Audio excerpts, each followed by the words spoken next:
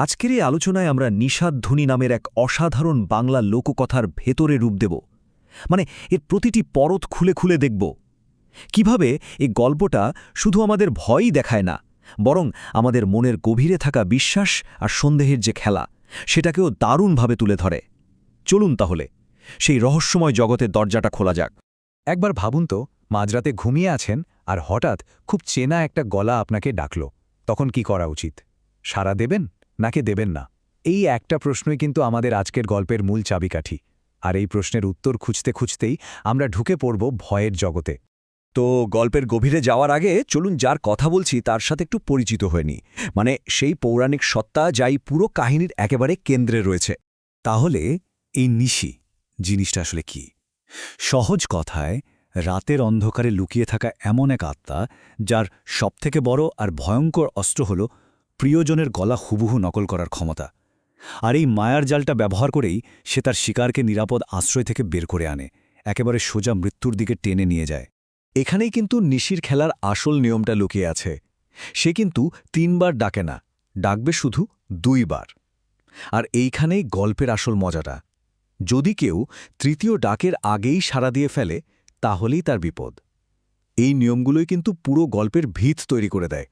চলুন এবার আমরা মূল গল্পে ঢুকে পড়ি, রতনের গল্প আর সেই ভয়ঙ্কর রাতের কথা যখন নিশি এসে তার দরজায় কড়া নেড়েছিল। গল্পের শুরুটা হয় এক গভীর রাতে। রতনের সবথেকে কাছের বন্ধু কারিম তাকে মাছ ধরার জন্য ডাকতে আসে। কিন্তু যাবেটা কোথায়? পদ্মদিঘিতে, যেটা গ্রামের একেবারে বাইরে এক কুখ্যাত জায়গা। এখানেই কিন্তু প্রথম বিপদ সংকেতটা বেজে ওঠে। আর এখান থেকেই ব্যাপারটা কেমন যেন রহস্যময় হয়ে ওঠে। রতনস্থি ময়না সে কয়েকটা অদ্ভুত জিনিস খেয়াল করে। যেমন এই করিমের হাঁটার ভঙ্গিটা অন্যরকম, শরীর থেকে আতরের বদলে আসছে পচা ডোবার গন্ধ। এই ছোট ছোট বিষয়গুলোই কিন্তু প্রথম সতর্কবার্তা, যা আমাদের বলে দেয় যে এই লোকটা আসল করিম নাও হতে পারে। পথে যেতে যেতে তাদের সাথে দেখা হয় কালু ফকিরের। তিনি রতনকে একটা অদ্ভুত কিন্তু খুবই জরুরি কথা বলে সাবধান করে দেন। তিনি ইশারা করেন যে রতন এমন একজনের পিছু পিছু যাচ্ছে যার কোনো ছায়া নেই, যে আসলে মানুষই নয়, একটা মায়া।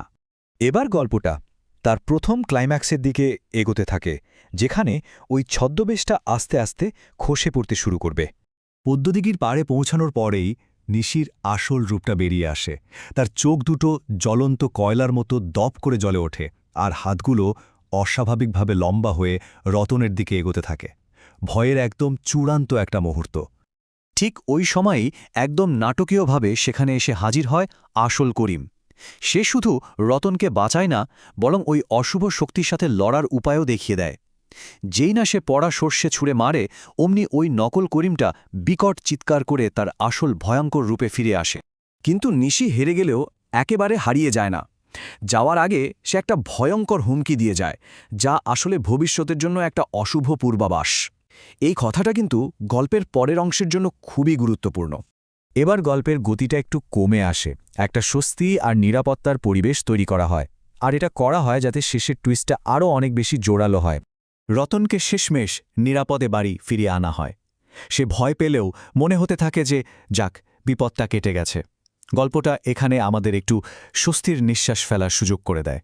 আর বন্ধুত্বের এক চূড়ান্ত নিদর্শন হিসাবে করিম তার নিজের রূপোর তাবিজটা খুলে রতনকে দিয়ে দেয়। এটা ছিল সুরক্ষা আর নিরাপত্তার প্রতীক। তখন মনে হচ্ছিল, যাক, সব ভয়ঙ্কর কিছুর শেষ হলো বুঝি।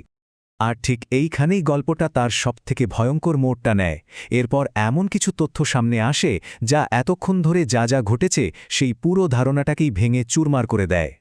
সকাল হতেই প্রথম ধাক্কাটা আসে।